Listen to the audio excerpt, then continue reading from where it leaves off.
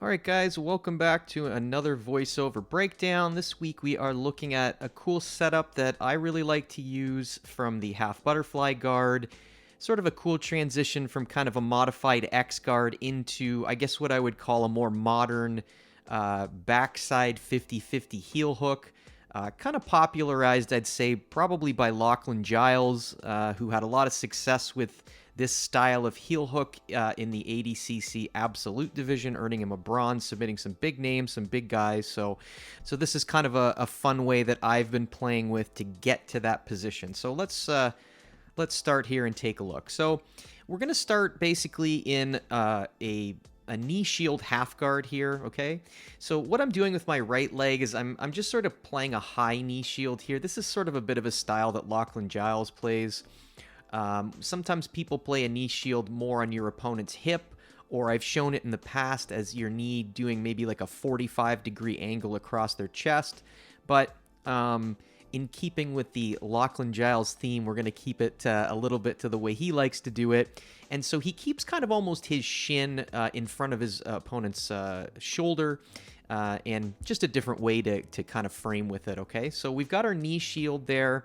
I'm framing under my opponent's chin and in his bicep. Again, I like to get the blade of that forearm sort of in my opponent's throat, because as they try to drive into me, if that blade of my forearm is there, it sort of chokes them as they come forward, and I feel like it's a more effective way to manage the distance. And of course, I'm grabbing around the bicep or in front of his bicep here because I don't want to get cross-faced, okay? It's really important to keep that space, because if you let that go and your frames are not good, your opponent's going to close the distance and start to smash past you, okay? So we've got our frames here, our knee shield up, and you'll notice that I make a couple small moves here, okay? So what I've done is I've taken my knee shield leg, the right leg, and you'll notice that I've sort of slid my foot and my instep just inside my opponent's thigh. I like to play the butterfly half guard with my hook on top of my other leg. There are variations where you can put it underneath your bottom leg, but for me and for this setup, I like to keep it higher. So you'll notice that my foot is wedged in my opponent's thigh, but it's also sitting on top of my bottom left leg, okay? The other thing is you'll notice that my hands switch position here, and this is really important. So I'm sort of swimming under my opponent's armpit with my right hand here, and I'm kind of grabbing around his lat. And this still acts as a good frame that allows me to manage the distance even as I go for this. If I don't do this, again, my opponent can start to get chest-to-chest contact or at least pressure into me, and he can really start to make my life miserable. The other thing that I'm doing is you'll notice that my left hand has gone from bicep control to I'm grabbing around his knee, okay? Because I'm going to use these grips to pull and off-balance my opponent as I move through this technique, okay? So we've sort of changed our hands here. We have a butterfly half guard now, and now we're ready to start to look at getting underneath my opponent. So we come through here, and you'll notice here that I say off-balancing my opponent, okay? So I'm scooting underneath my opponent's hips here, but you'll notice that I've pushed him off onto sort of like a 45-degree angle. And the key here is that I get my opponent to post his hands on the mat, okay? You'll notice that by doing that, it sort of lengthens his body. So he's not in a very strong position here, and it opens space, allowing me to get my legs into the position that I need them in. If my opponent stays really tight, his elbows are tucked, and he's very compact, I'm not going to have enough space to get through to this position. The other thing is when his hands are on the mat, it's really hard for him to attack me, and it also makes his legs a little bit lighter. So if he's bearing some of the weight for me, it's allowing me to get underneath his hips more easily, okay? The other thing that's super important here is you'll notice that my knee that was the butterfly hook, my right knee, it comes across his body here, okay? I don't want my knee to be on my opponent's left side. When I was using it as a frame and when I put my butterfly hook in initially, it was sort of in front of his chest, but you'll notice now that as I've off-balanced my opponent, my right knee has swung across his hip, and it's almost going to make contact with my opponent's right hip. That's really important, okay? I don't want my legs to be moving in opposite directions. I don't want my hips and my legs to be wide apart. The other thing that bringing that knee across his body does is it still creates a wedge here. It's a barrier. So if my opponent starts to come back into me, he's not going to be able to go chest to chest with me because my knee is in the way. Okay? You'll notice too with my right hand, I'm still framing on his lat, on his back there. So I'm giving myself another couple extra seconds if my opponent tries to turn into me. I've got something to block it there. Okay? So those are all really important details as we move into the next position here. Okay? So now, this isn't the best angle to look at it from, but I'll show this from another angle in a second. But here's where we get into more what I would say is traditional X-Guard, okay? I've hiked his right leg up onto my shoulder. It's nice and high on my shoulder, right where my neck and sort of my clavicle or my shoulder meets, okay? I'm not keeping it on my bicep, okay? I want that leg to be straight. If my opponent starts to get it down to my bicep, he's going to turn me flat on my back. He's going to start to kick out. You'll notice I'm nice and secure here. I'm on my side. I've got his leg on my shoulder, and I've got my X, my hooks in to make an X. Okay, again, you can't really see it super well here, but we're not actually going to be staying in X guard for very long, and you'll see that in a second. But basically, all I'm doing here now is scooping that leg onto my shoulder, staying on my side, and you'll notice that I'm keeping pressure on my opponent, moving him forward, and his hands are still off the mat, okay? If my opponent starts to stand up here and gets weight on his feet, this isn't going to work quite as well, okay? So it's important that we have sort of this alignment as we go. Hands on the mat for my opponent. So now I'm going to slow this down here just to help you see what's going to happen here, okay? The key is my right leg here is going to come out and around, and it's going to circle around the back of my opponent's hamstring. And then I'm going to make sort of like a chopping down motion with my leg to really drive his knee to the mat. You'll see here it comes my right leg. See how it swims all the way down, and I drive his knee to the mat. You'll also notice that I went from being on my right side, now I'm all the way on my left shoulder, and staying on your side here is really important, okay? We're going to go over that when we can see it from a better angle, but you'll notice that as I lace my right leg out and around, I'm also rotating onto the other side, okay? I'll show again in a second why that's important. So you'll see here I've got nice tight position. My opponent is grounded. Again, look, his hands are still on the mat here, okay? I still want my opponent off balance. I don't want him to be in a strong position for him to counter and to attack. So I'm forcefully chopping down to get his knee to the mat. And you'll see here I surf it across and apply the heel hook. Again, we're going to get into that in a second from a different angle, okay? So we're looking at it here, and here's a bit of a better look at the sort of Lachlan Giles high knee shield variation, okay? You'll see what I mean is that I've got my shin and my foot nice and tight to his side. My right leg is up high, kind of right in front of his left shoulder. And this, again, is just a different variation that you can use. You'll notice Lachlan Giles does this a lot. The other thing is my bottom left leg. You'll notice my toes are sort of pointed down, okay? I do that because I feel like it helps to trap my opponent's left leg a little bit better in half guard, okay? So you'll notice my toes are pointed down, helps to lock my opponent in place a little bit better. But the key here as we go through is watch my left leg before I start to scoot underneath him, okay? I get my butterfly hook in here. Again, you can see this from a better angle. It's on top of my left leg. You can see my toes pointing through there.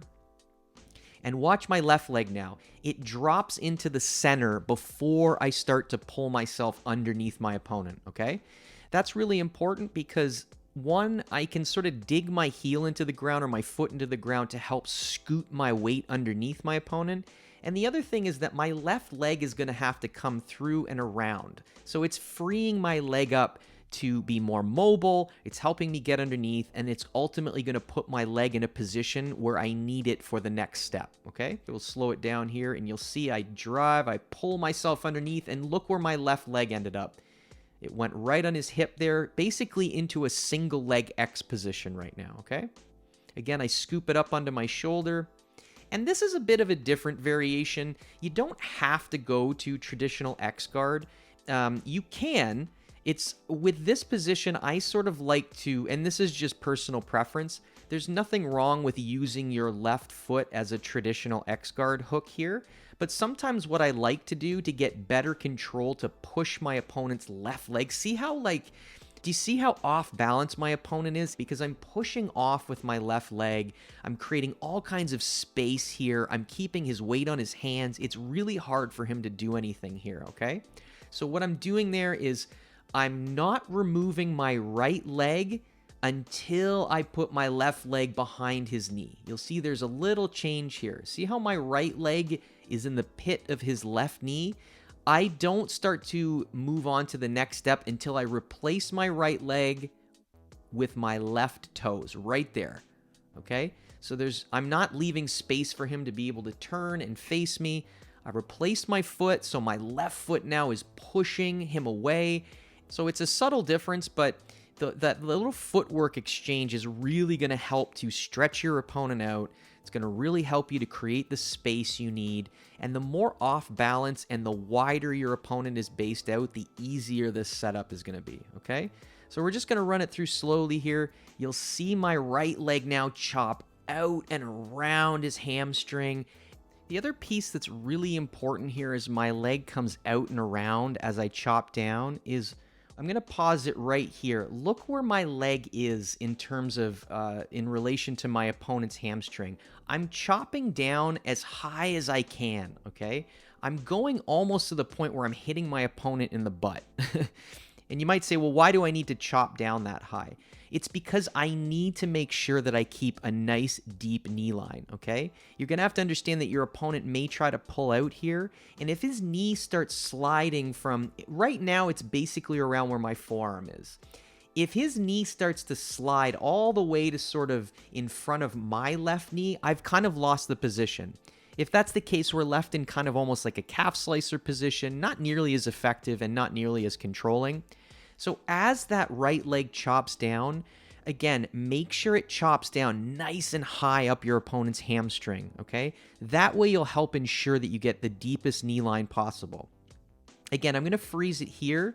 And look, as I turn onto my side, look where my right leg is. Look how nice and high it is. Again, it's almost making contact with his butt. Okay, there's no slack here. His knee is nice and deep. You can see his knee right now is right by my left elbow. There's his little kneecap right there, okay? So his knee is nice and deep in between my legs here.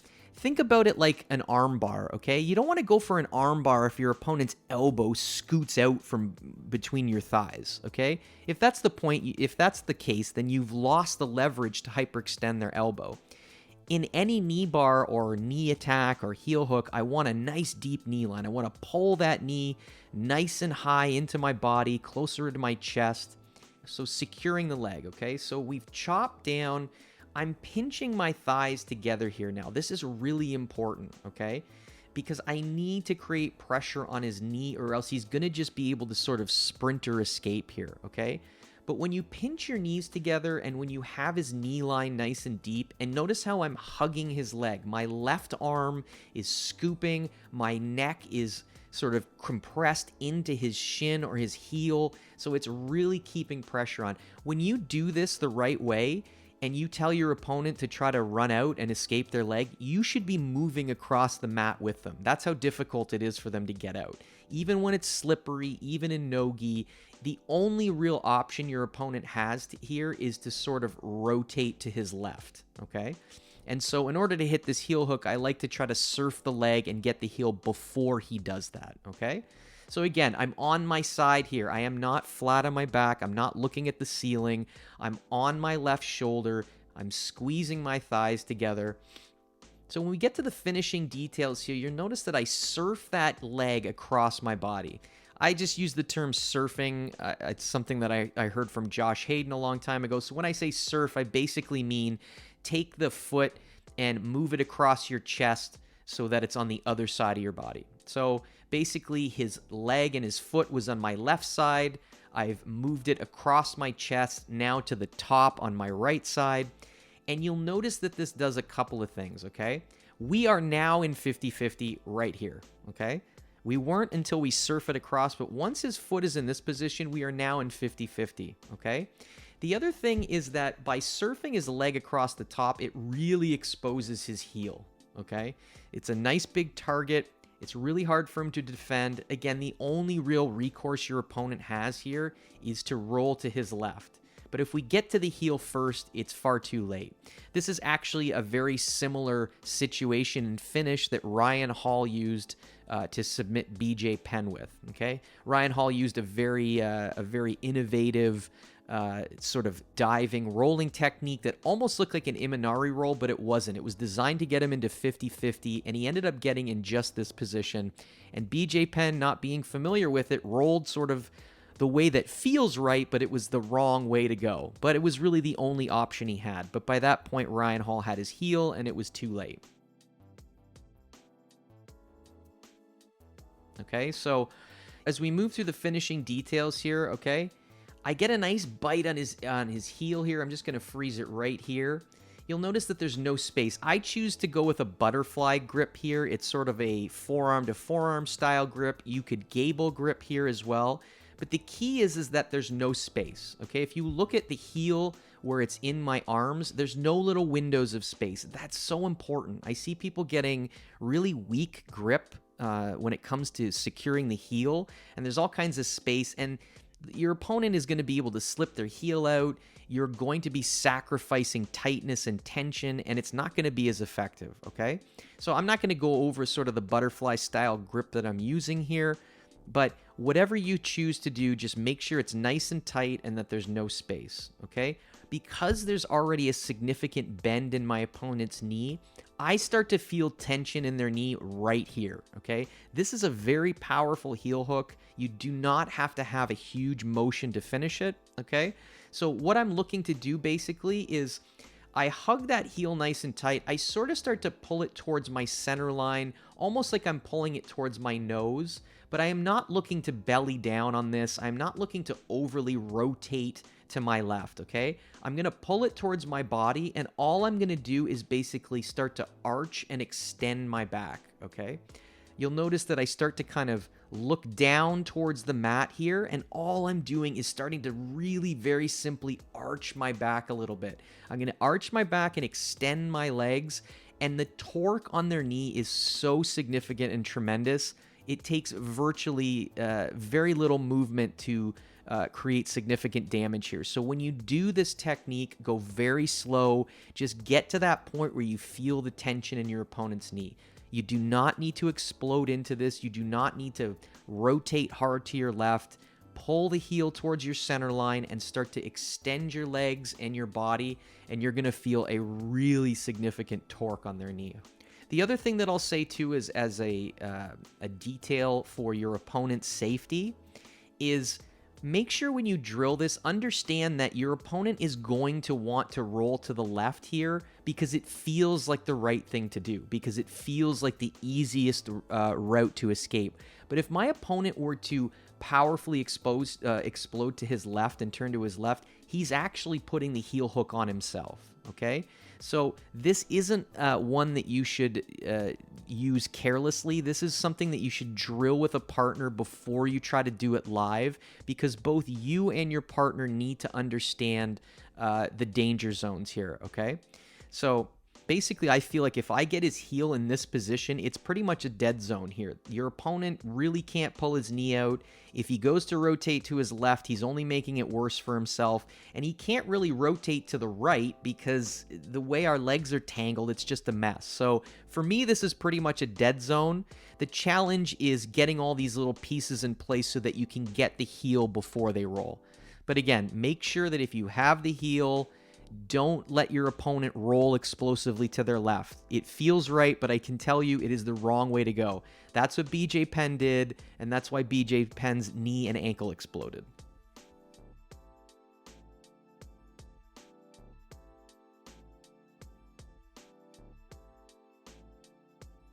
So that's a look at it, guys. I hope you like this technique. These new sort of backside 50-50 heel hook setups are they're a lot of fun.